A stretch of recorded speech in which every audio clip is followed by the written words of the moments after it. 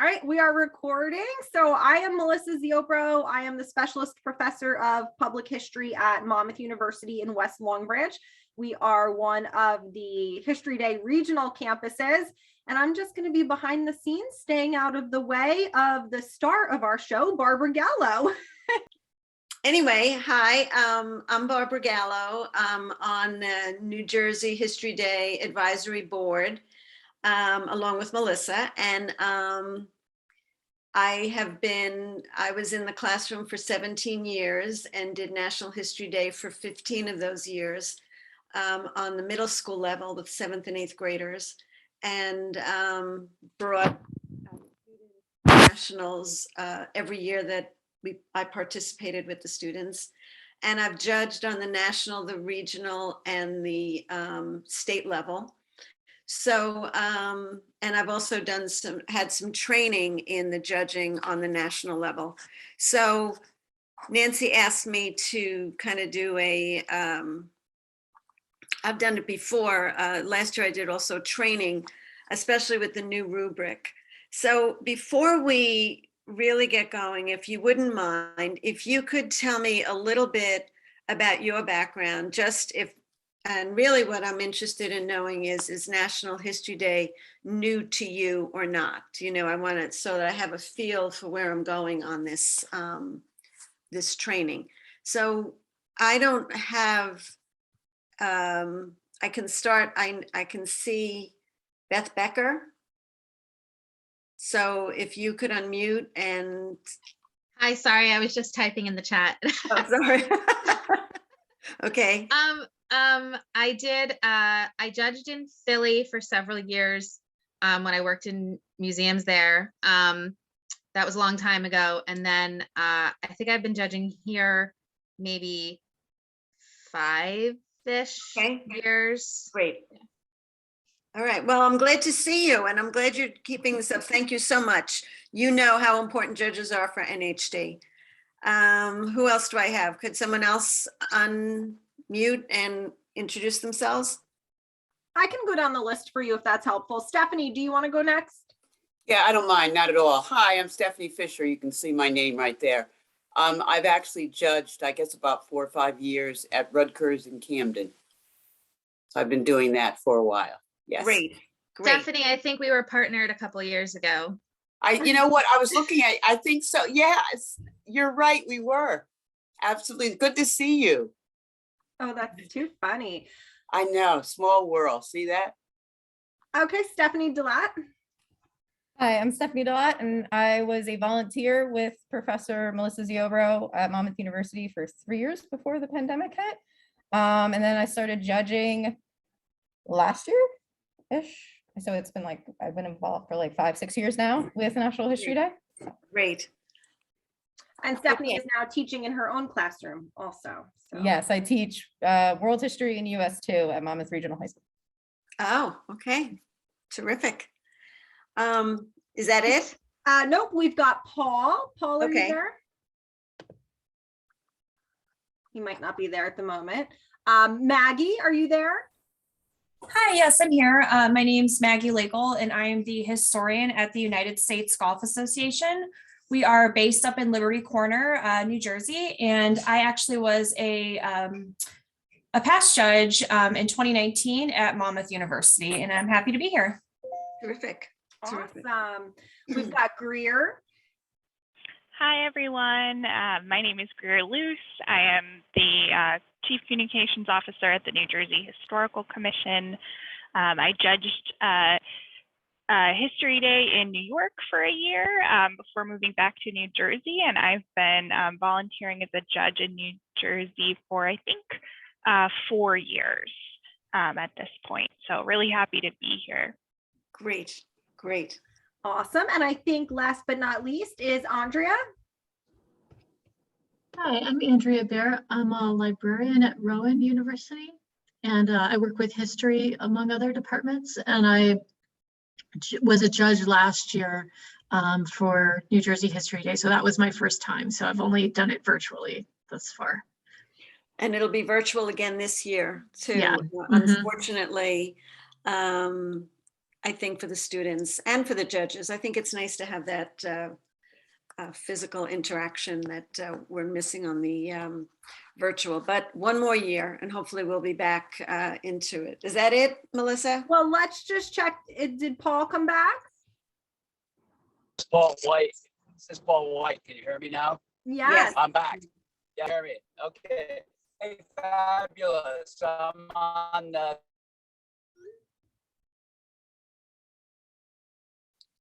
Oh, we're losing you, Paul, and I think you said you were going to be turnpike getting driving. to So Washington, D.C. That's history. I am driving, so I'll just listen, okay? Paul, you be safe. Paul is a Monmouth alum who I believe, if I'm not mistaken, is judging for the first time this year. So Okay, that's he's gonna really listen along as much as he can, and we'll make sure he gets the recording. okay. Terrific. Wonderful, wonderful. Okay, well, thank you all for being here. Really, judging is really what you are the face of National History Day to the students. And all right, so Paul's the only one who maybe is unfamiliar with National History Day. So I just want to let you know this is a national competition. Thousands of students from all over the country participate in this. And what makes it unique, I think, is that students are really required to do critical thinking. I mean, this is like a project like nothing they've done before, because it's not just collating facts and putting them together in a nice project and giving them back to a teacher. It's coming up with an argument, a historical argument, and using your primary sources and your research to substantiate and prove what you're trying to say. And you really truly become a historian when you do National History Day. So I think it brings students to another level of historical research and even their concept of what history is versus being in a standard social studies class. So NHG teaches critical thinking and writing and research skills. And we know that it boosts performance because National History Day has actually done a study which proved that students who do participate in National History Day actually do better in their school classroom across the board in all subjects, because what they learn through National History Day can be applied in every subject. It prepares students obviously for college, for work, for citizenship, and it does inspire students to do more than they ever thought they could. When you see students, and most of you who have done this before, when you see a good project, you just see that you can sense, even if you're doing it virtually, the excitement that the students have for the topic that they've chosen.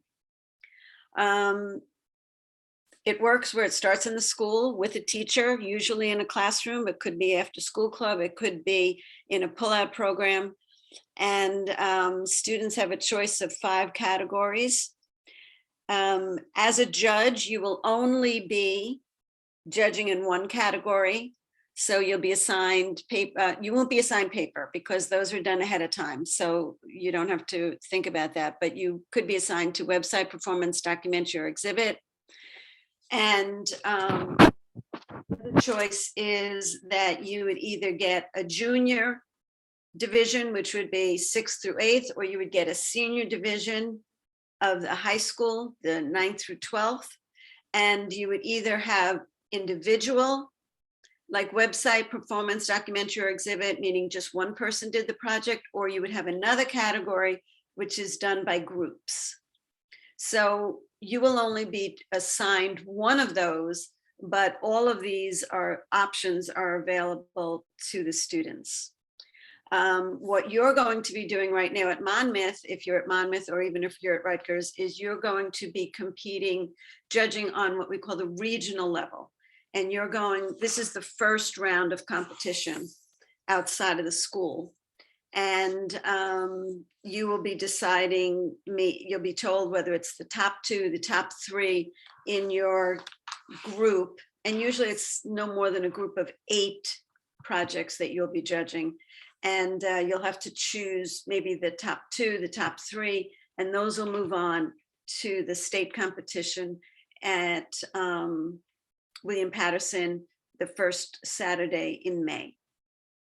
And then whoever wins there, again, in each of these separate sections, this paper, the website, the individual, the group, the junior, the senior, all of those groups, there'll be 2 finalists chosen from each of those categories, and they will move on to the national, which is also going to be virtual this year. Usually it's at the University of Maryland in June. Okay.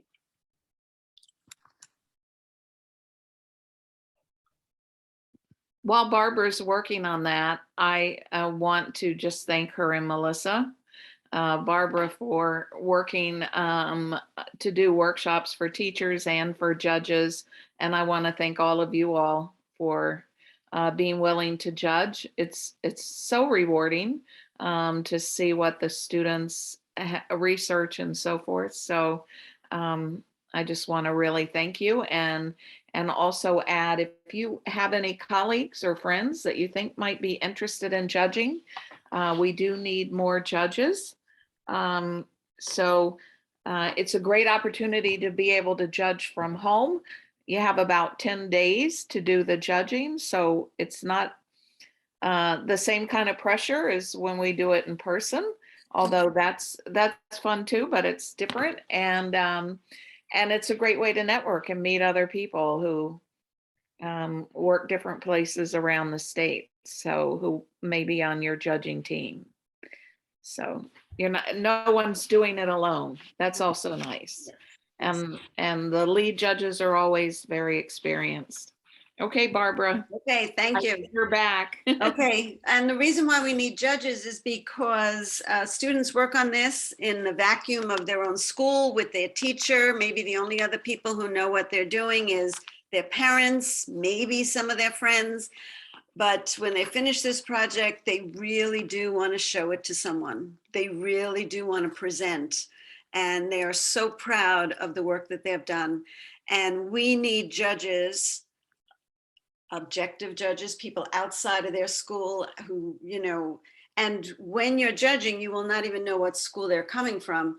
And the idea is that the judges look at this, it's presented, and you just need to give feedback. And it's to help the learning process, to keep, encourage kids to keep learning by providing constructive feedback. So you're there to do that, because the few people that are on the advisory board certainly cannot do this by ourselves, nor would we want to. We really do want to share the wealth. So again, team of 3, there'll be a captain. If you're new to this, you will not be alone. The captain knows what they're doing. And your mission is really to encourage the students, to give positive feedback, to foster a love of history, to have positive interactions, and really just to give the students an opportunity to kind of strut their stuff, to show off what they've done. Today, the goal is to talk about 2 things: the theme and how you use the evaluation rubric. So the first thing we're going to talk about is the theme. And the theme this year is debate and diplomacy in history, successes, failures, and consequences. I think it's a particularly pertinent topic this year because there is a lot of debate in our country. And I think it's a good time for students to look at exactly what debate is and how you can debate and listen to each other's side. And diplomacy, actually, I think is going to be hard for students because I don't know how many truly understand the concept of diplomacy. So I think that this is a challenge for the students, and I think it'll be a challenge for the judges to make sure that there's connection to the theme. This is, everyone will be working with this theme who presents a project. But what happens is students can choose any topic they want as long as it applies and connect, and they have to show how it connects to the theme. And we know that they can do local, national, world history, they can do ancient history right up to the present. The only thing we caution is that the event or the topic has to have been between 25 and 30 years ago, so that there's time for some analysis and to show significance or impact in history. So you're not going to want to do January 6th of last year. You would not want to do that as a topic because we still don't know yet what the outcome is going to be. So debate is formal or informal meetings where people argue opposing views. Debates involve at least two sides, so we're going to have multiple perspectives. Students are going to have to show both sides of the debate. And diplomacy usually involves negotiating and compromising, communicating with people or nations to find a non-violent solution. National History Day encourages students, if they see diplomacy, they're talking about thinking of diplomacy, they should see somewhere in there a debate in order for there to have to be some kind of compromise or negotiating. And if there's a debate, will there be diplomacy? Was there diplomacy before the debate? Maybe there's going to be diplomacy after the debate, but they are encouraged, students are encouraged to look at both of them, but they do not have to. A project would not be, could not move on, can move on, even if if the students choose to focus on one or the other. So you should have gotten a narrative. And the narrative I would ask you to look at in your own free time, just because it's going to give you an idea of what NHD is talking about with the students. And the other choice would be to go on nhd.org/theme. And there's videotapes, there's videos, there's lecture by Ken Burns, all kinds of things that address the theme. If you need to explore it or want to explore it more, just so that you're comfortable with the theme yourself.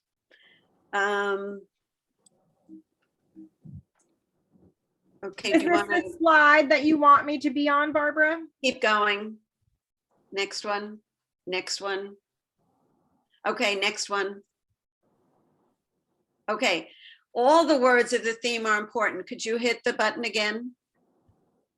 So that you do want to look at and diplomacy or diplomacy. You want to look at, as a judge, make sure that the student is looking at it in history, that they're going to give you some historical context. So that if they do the Lincoln Douglas debate, then they need to explain why this debate is taking place when it is, and what the significance of it is. What were Douglas and Lincoln debating about, and why then? What had happened in our country or was happening in our country? Certainly a new Republican Party, the Kansas-Nebraska Act, all kinds of things, the whole problem of slavery. All of these things were coming at that time, and that needs to be included. And then it says successes and failures. And so that's really, was the debate and was the diplomacy a success? Was it a failure? Sometimes it can be both. One side obviously may consider it a failure. One side may consider it a success. And that's why you'll be judging on the multiple perspectives. Melissa, there's another one, and it's called consequences. And that's the significance in history. And this is where you'll also see student voice, meaning the student's own interpretation of the importance of the event. Okay, move on. So the steps to evaluate a project. The first thing you're going to do is read the process paper. Then you read the bibliography and the annotations. Then you look at the project and read the student composed words. And finally, you take that rubric and you evaluate the project. Okay, so you're going to ask what a process paper is. You will be getting a packet if this is when it's live, but you'll still be getting an attachment. And in that attachment will be a title page for the student, and that's going to have their title and their names. That's all it should have in terms of information. The title, hopefully, and this is what something that would make a winning project is they're going to be already bringing the idea of the theme into the project. There are requirements. So a paper can only be 2,500 words. So a student is going to have to tell you how many words they used. Every project has to do a process paper of no more than 500 words, and they're going to have to tell you how many words again. Okay, so a process paper is required for all projects, 500 words or fewer. And this is the first thing you read. And this is a great overview of the project. This is where you're going to get most of the overall concept of what you want to be looking for and what the students are trying to do. Okay, hit it, Melissa. These are 5 things that should be in their process paper. How the students choose their topic and how does it relate to the theme? And you should see that throughout the paper. There should be connections. You should see that word debate. You should see the word diplomacy in the historical argument, the thesis, in the title, in the project itself. It should be a running theme throughout. How did the students conduct their research? What did they do? I mean, we know that they're all going to start on the internet. That's where students start. But where do they go from there? Do they get some books out of libraries? Do they go to archives? Do they look at newspapers? Do they conduct interviews? Do they go on site to places? Do they go to a college or to a national archive? What do they do? How do they get their research? And then how do they actually create their project? You don't want to see anyone saying, my father put together the exhibit. You don't want to see that because students have to do the work themselves. So they have to talk about the whole process that they go through. Number 4, Melissa, they have to talk about the historical argument. It has to be in the process paper. It may be on the exhibit. It may be on the first or second page of a website, but that is not where it has to be. It can be there and it's good for it to be there, but it has to be in the process paper. You need to read that before you even start looking at the project. See that historical argument. And the last one is the students have to show significance. Why did they spend the last few months of their lives looking at this particular topic? There has to be a reason. They have to feel that it's significant, that it has impacted their community, their state, their country, people, ideas, whatever it is. It has to have had some kind of impact for it to, I used to tell students that they needed to put on their mirror so that they would see it when they were brushing their teeth in the morning. So what? Who cares? Why do we need to, why did you spend all this time on it? And why do I need to be looking at it? What makes this a good project? Okay, the next thing is that you're going to look at is the bibliography. So the bibliography must be, and that's the next screen, then the bibliography must be separated into primary and secondary sources. Let me qualify all of this. These are the rules of NHD. If a student did not put it into primary and secondary sources, at the regional level, you do not disqualify them. You write them a note and tell them what they need to do. If they don't have a title page, or if they don't put the word count, you need to tell them that. You don't say, oh, they don't have a word count, they're not moving on. I mean, you could have a fabulous project. So at the regional level, we're going to be a little bit open And what your job as a judge then would be make sure that by the time they move on to states, they've been notified that this is a requirement and it states it will matter. Okay. The bibliography is the sources that they cite, that they really start with. Everything that they look at should be cited. We don't want to. Go ahead. Someone's. This is Paul White, if I may, and tell me if you prefer not to entertain questions. No, that's fine. But would we, do the judges have the contact information, email, telephone number, blah, blah, to reach back to the kid? No.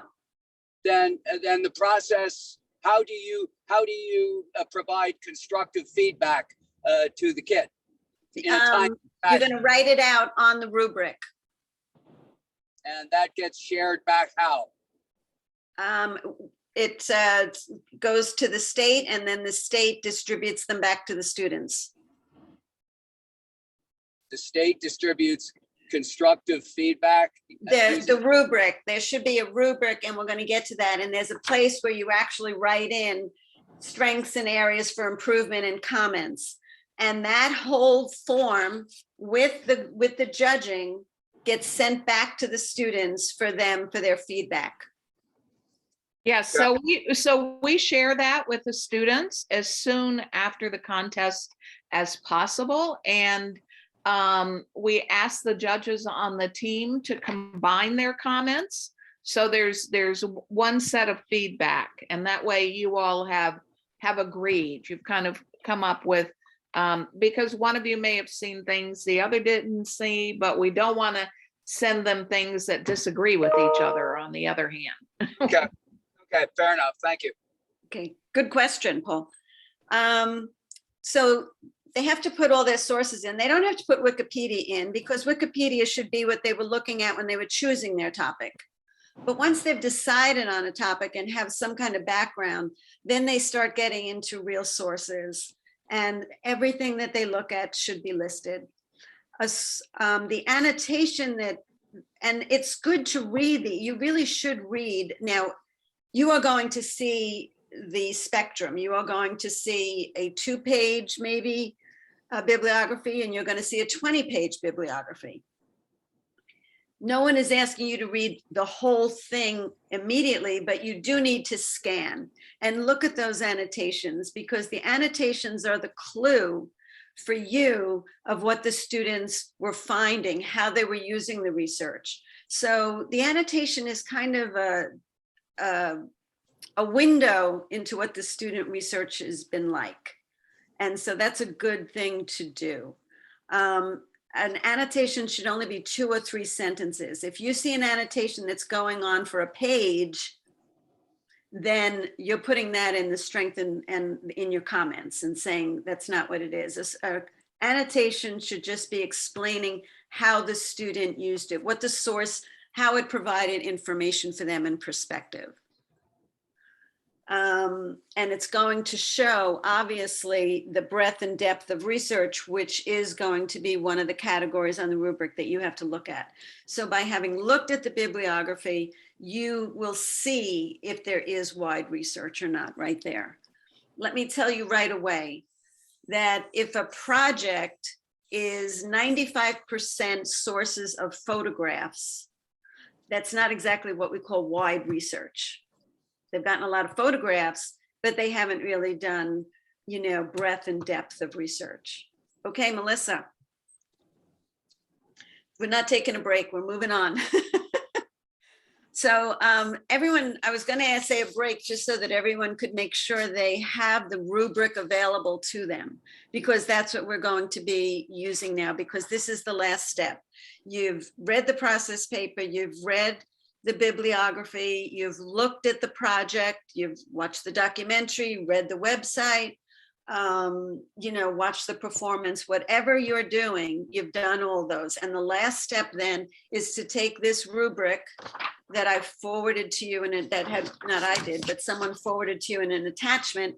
And this is what you're going to use to judge. Each of you in the group will do one individual rubric yourself. Then after you've done that, the three of you will get together virtually and discuss, you know, what each person saw and come to a consensus. So the first, notice that we're talking 80% is for historical quality. So the first category is historical arguments. Some of you may know it as a thesis. It's the same thing. And to have it be exemplary, notice what they're asking. Historical argument is consistently supported by analysis and evidence. You should be seeing this argument, the words of the argument, throughout the project. So I gave you an example of an argument that was provided by National History Day, which is considered a well-formulated historical argument. It was for the theme communication in history.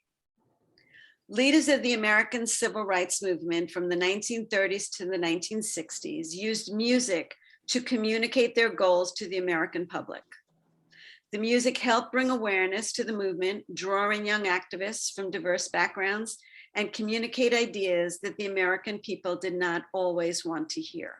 So what we have in this historical argument, they've given you some historical context. They're telling you exactly when they're going to be doing this project from the 30s to the 60s. There's definitely linking it to the theme. Notice the use of music to communicate their goals. And they communicated ideas that the American people did not always want to hear. So they're integrating the theme right there. They also very quickly said about their topic, which is music. Leaders of the civil rights movement used music to communicate their goals. Okay. And then why was it important? What was the reasoning? What are they saying? Notice that this is an argument, not a statement of fact. Could someone argue with this statement and say they don't see that music really helped at all? You could say that. So the students have to prove with their primary sources, have to prove that this is correct. So we're going to look at that next. Barbara, can I please pause you for 1 second for a question from the chat? Fabulous. It says, today sent via email was the theme overview and 2 copies of the rubric for exhibit. Are the rubrics different for different types of projects, or can they look at the exhibit rubric right now as you're speaking? Yeah, use they're all the same on the front page. All the categories. If you flip the rubric over, you're going to see that they're specifically talking about exhibits, that an exhibit has to be such the parameters of how big it can be. On a documentary, it's going to tell you that it has to be no more than 10 minutes. You know, so there's where the difference will be. But on the front page, where I'm talking about the different categories where you have to judge, they are exactly the same. So I just chose exhibit arbitrarily, kind of. It doesn't matter which one I use because we're all judging the same. Good question. Okay. The next one is theme. I think I've already talked about that, you know, annual theme is consistently clear and connected to the topic and the project and arguments. So if you have any questions on that, I can certainly go back to it, but I think that that's at this point almost self-explanatory. The next one is wide research. And we talked about that when we looked at the bibliography, because it says bibliography includes an extensive variety of types of available sources. So do I dare put it out for you? What do you think is available resources? Like, what would you be looking for? Does anyone want to throw anything out? What would you look at besides, yeah, well, even if there are on the internet, what kind of sources would be considered wide research? Barbara, I'm just confirming. Am I on the slide that you want me to be on? Not yet, but that's okay. You want me here? Yeah, that's fine. Okay. So, you know, variety of types of sources. We would want to be looking for letters, diaries, newspaper articles, magazine articles. We might want books. We do probably want photographs, especially if we're doing an exhibit. you know, if you're doing a documentary, you might want to look at music for background music. So there's you could look at graphs, you can look at charts. There are all kinds of things that they should be using for sources. I have a question again. Yes, great. Yeah, Paul White again. And granted, this is a bit new to me, but history is not. Okay, you are judging, one is judging various grade levels, correct? You're going to be judging either one category from 6th to 8th grade, or you're going to be doing high school. That's the only 2 categories for grades. Well, the reason I'm asking is that I would think that criteria for bibliography sources and source material, primary or otherwise, that it would be more stringent, more demanding as a child, as a kid, as a student is advanced in grade, as opposed to a kid who's in 6th grade. Is that a fair statement or not? Do you apply the same criteria for source material irrespective of age or grade? I think it's almost irrespective, because you can, I mean, certainly a 6th grader, you're right. But the 6th grader is only competing up to an 8th grader. And so in that category, we do expect that a 6th grader should be, if they're competing. Now, a 6th grader may compete for the first time and then compete again in 7th grade and 8th grade. So they're going to mature as they move along.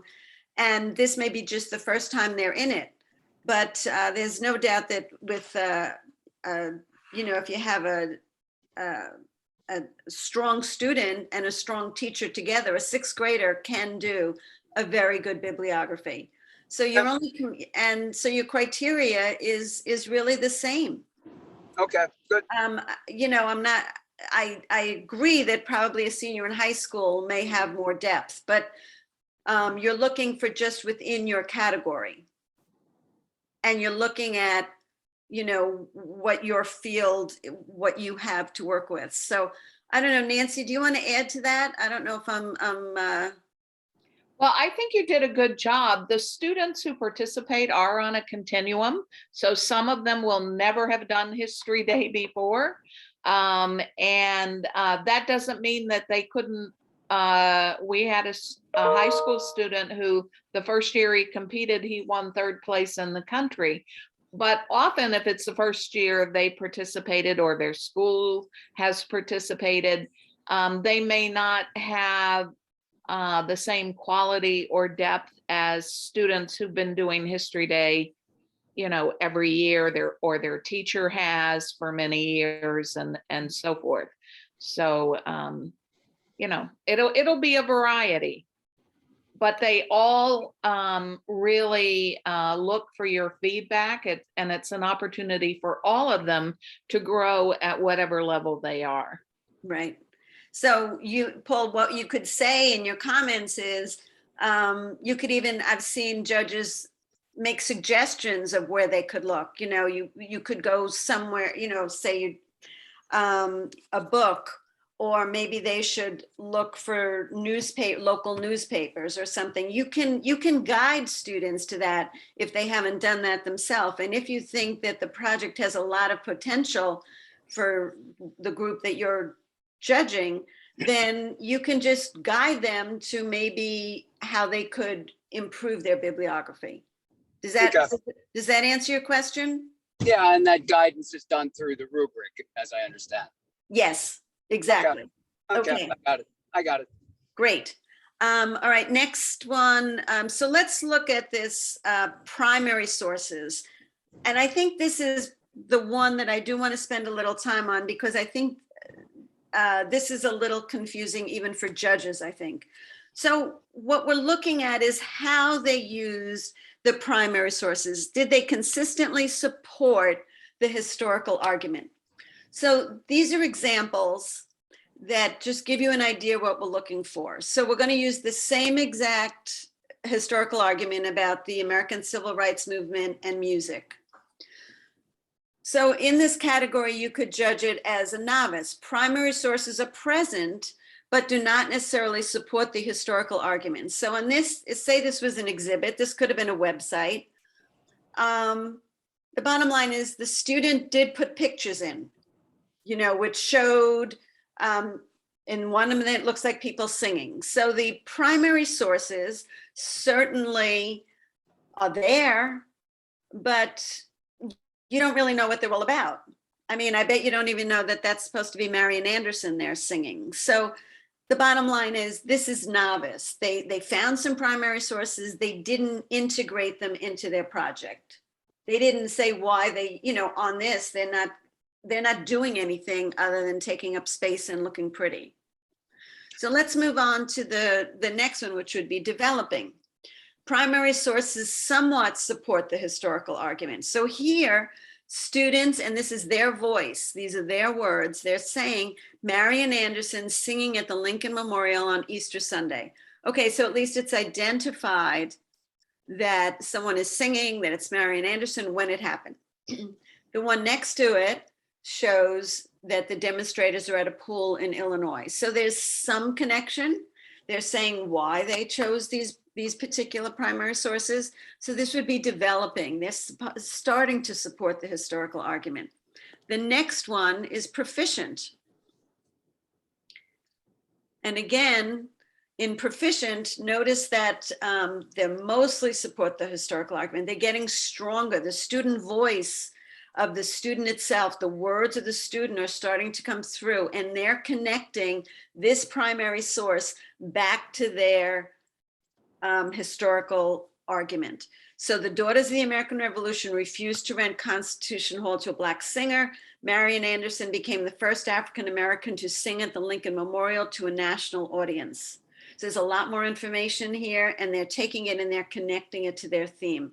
The same thing, demonstrators often sang as part of their protests, which is really more important than knowing that they were at a pool, don't you think? So I think that this caption links and makes a stronger use of the primary source. Okay, and finally we have exemplary. And in this one, it says Marian Anderson brought awareness of the civil rights movement in her 1939 concert. She began with songs that appealed to a general audience and then sang African-American spirituals in front of leading government officials. And that goes back to the idea in their historical argument, communicating ideas that the American people did not always want to hear. So it's showing that not only did she sing, but the message of the specific songs she sang were important. And the other one is music brought activists together. It gave them a common language and appealed to young people. So there's a reason why this music is so important to the civil rights movement. So these are strong student voices, strong support of their historical argument. And that's what you should look at when you see a really strong exhibit, any project, it doesn't really matter what the project is, but their use of the primary source, how does it support their argument? What you see on a lot of students who are just beginning is, say they were doing it on the same thing, they might have a picture of Marian Anderson.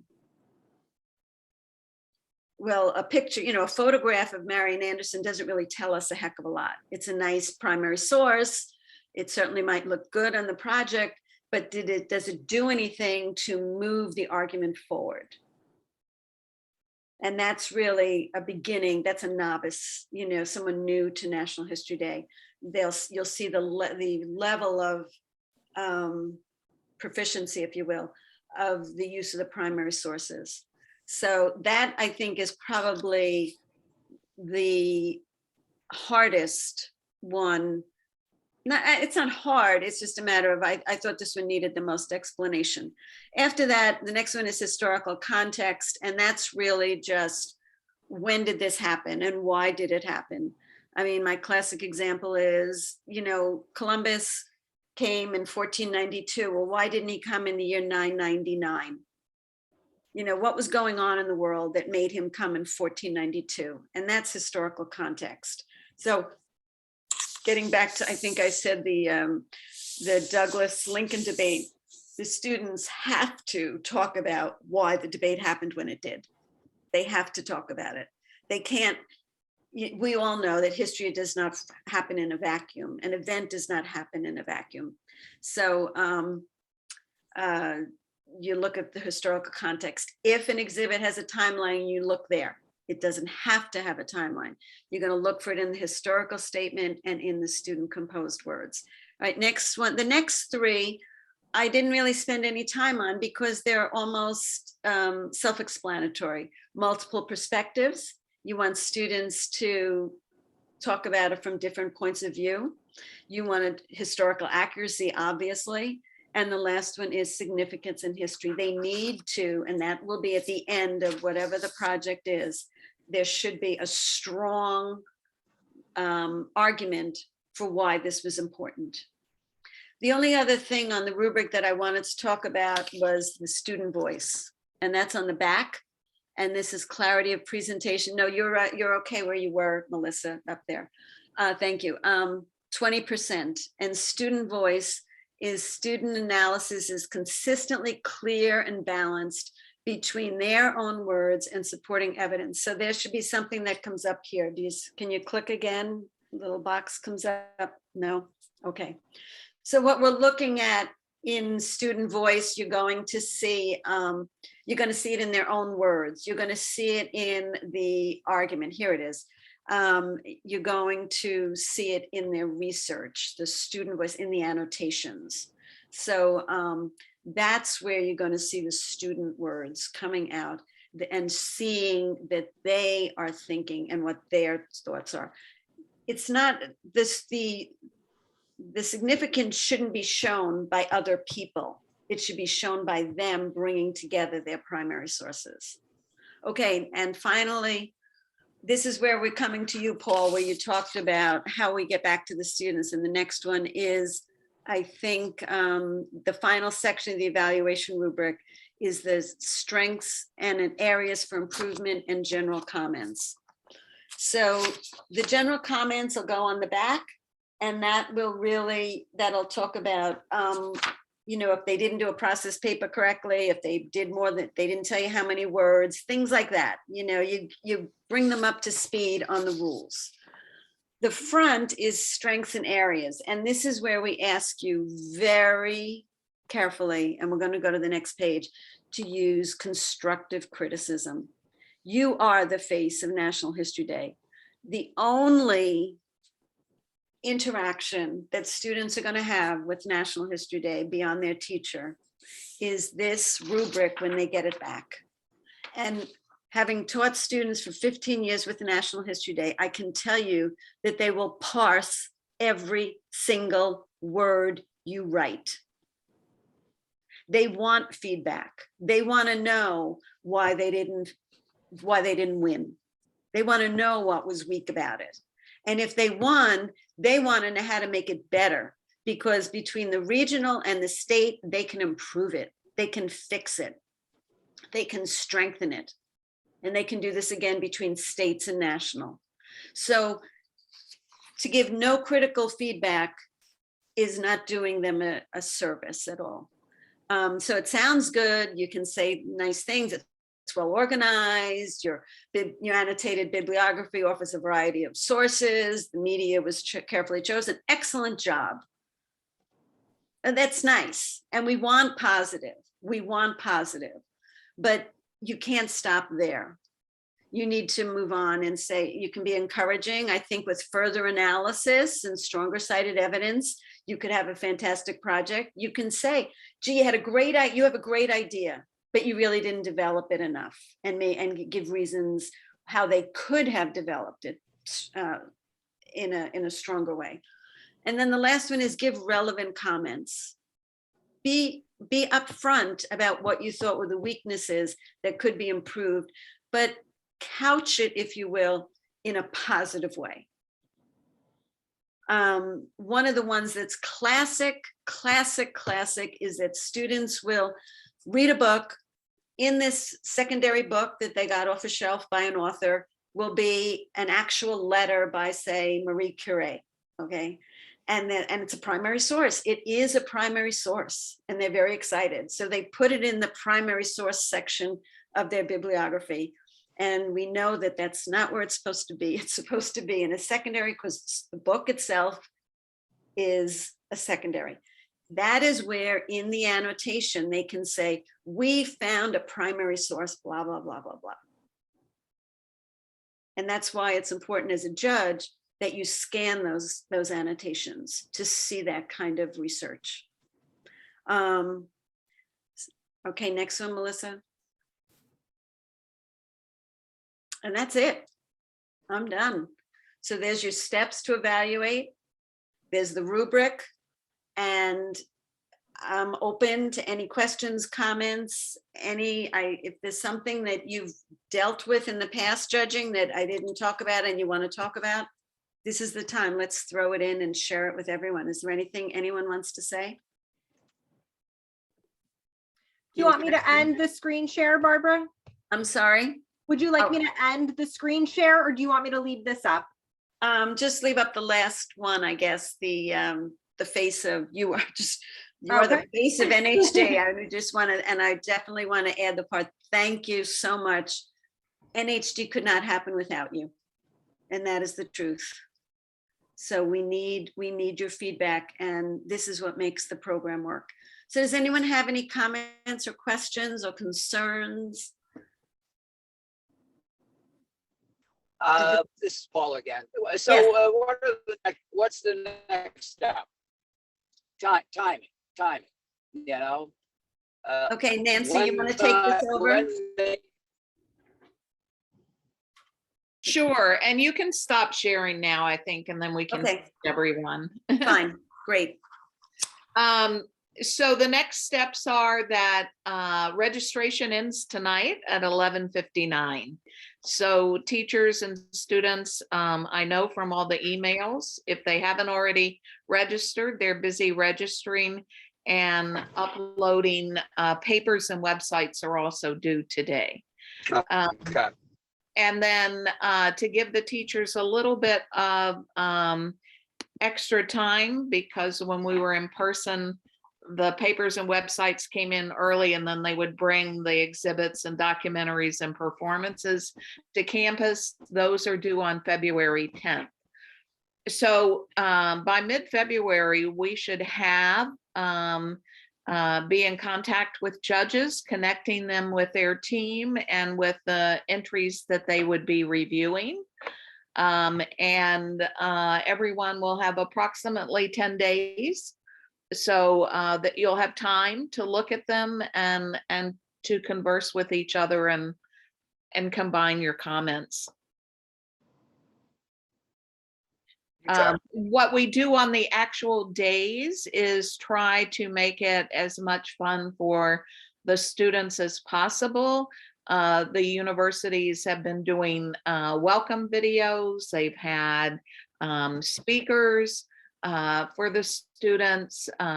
We do an award ceremony on YouTube. It's recorded, but we try to have a little drama with that. And I know some of the schools, they'll watch with their classmates on Zoom and and so forth. So we have also had like social media raffles and things like that the day of the contest. And so we're thinking about various things to do this year as well.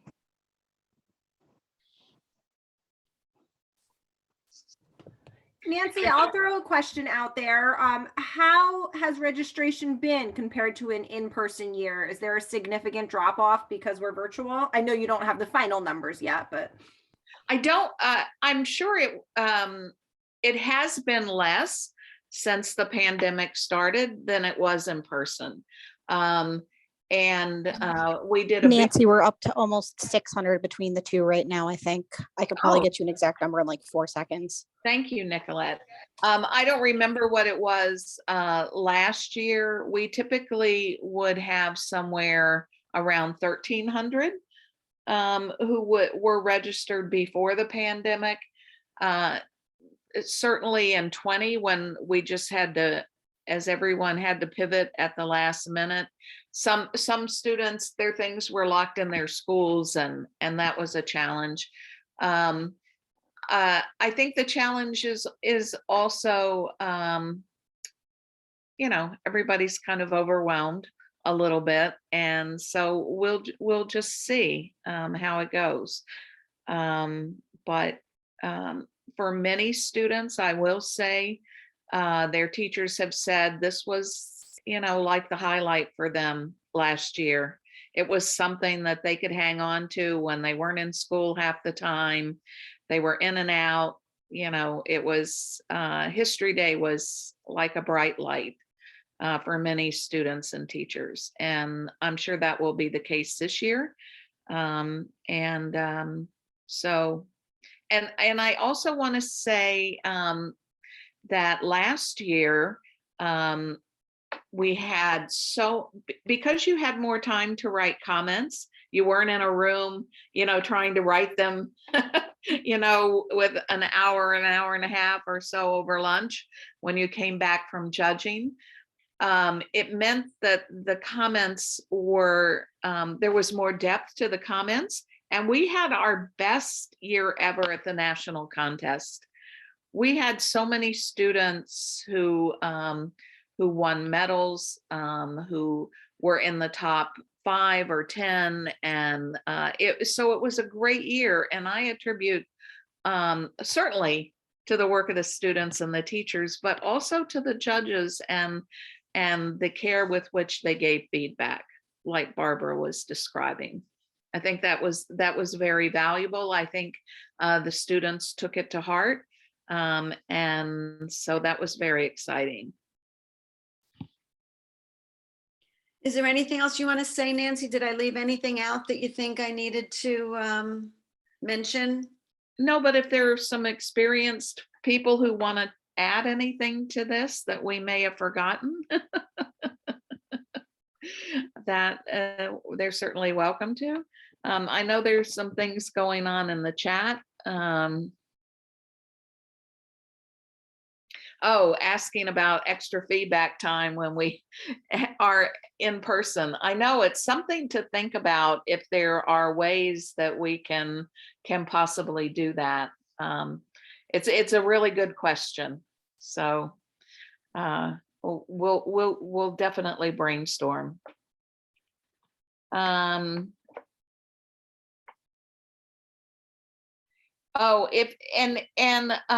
Back to the learning experience, one person said they had what they perceived as plagiarism. This really is a learning experience, and we reach out to teachers. So if there's something that comes up like that, then make sure your team reaches out to us so we can reach out to the teachers and talk to them, and make sure this is a learning experience for the students. And the other thing, the time when you're judging, I mean, if there is a problem that you as the judges, like plagiarism or something else that you are not sure of, there's always going to be someone available for you to reach out to. Yes, we had a judge on call. I believe last year it was Joan Ruddiman was the judge on call. So we will make sure I was too. I was. And you were too. Yes. So we had it divided between the contests, and we'll make sure we do that again this year, so that there's somebody you can email and reach out to, and they'll be watching for those questions.